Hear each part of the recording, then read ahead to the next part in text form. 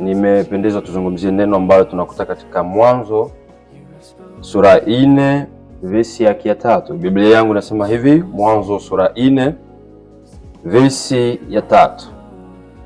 Biblia inasema, baada ya muda Kaini akaleta baadhi ya mazao ya shamba kama sadaka kwa Bwana.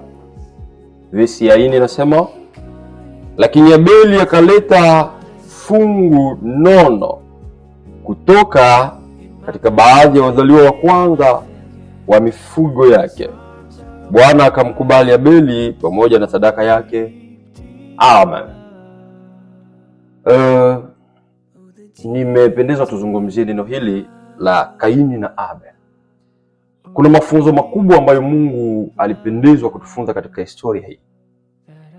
Abel ambaye ni mdogo wa Kaini ameleta kondoo, tena mzaliwa wa kwanza ambaye ananona. Kaini ameleta mazao ya udongo. Tulivyokuwa watoto tulikuwa tunaambiwa ya kwamba ni kwa sababu Kaini alileta kwa kidogo kidogo ndio maana Mungu amemkataa. Lakini tuangalie neno la Mungu linavyosema. Biblia inaambia vizuri katika Mwanzo sura 2 verse yake ya 7.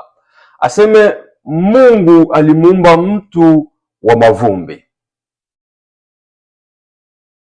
Mungu alimuumba mtu wa namna gani? Wa mavumbi. Yaani Biblia ilipotuzungumzia habari za Kaini kuleta mazao yanayotokana na udongo, Biblia haikumaanisha udongo. Biblia ilimaanisha mazao yanayotokana na mwili. Unielewe vizuri.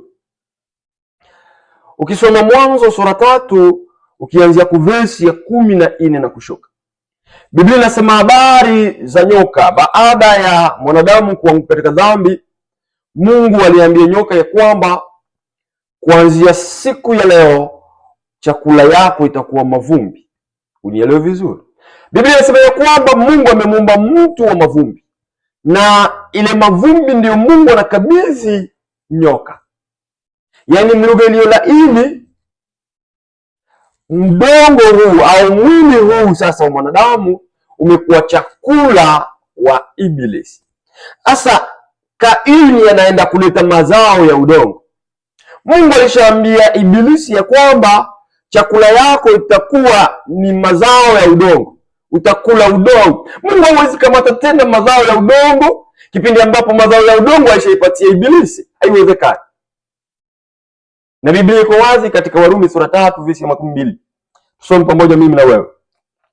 Warumi sura 3 verse ya 12. Tusikie Biblia inasema nini. 3 verse ya 12. Biblia yangu inasema hivi.